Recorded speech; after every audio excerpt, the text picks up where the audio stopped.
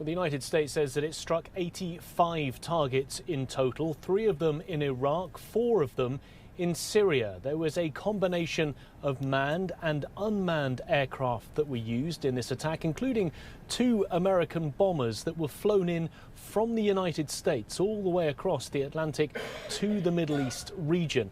Now, the US says that it targeted command control centers, intelligence centers, and also weapons storage that were being used by Iran's Islamic Revolutionary Guard Corps Quds Force, but also Iran-backed militia within those 2 countries.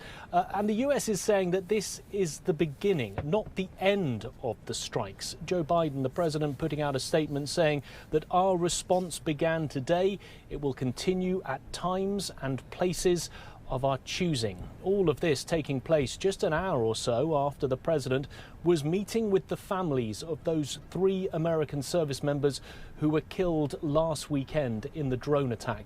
He was there at a special ceremony as they were repatriated to the United States, and within hours of that meeting we saw these attacks take place in the Middle East. The question now is whether this will be a deterrence or the beginning of an escalation. The US says that it is not seeking a wider conflict in the Middle East, something that Joe Biden and the Defense Secretary Lloyd Austin pointed out over the course of the last few hours. However, we have heard from the Iraqi Prime Minister, who said that these airstrikes by the US are a violation of Iraqi sovereignty, and he is warning that what the US has done could draw the wider region into an even bigger conflict, because here we're having strikes.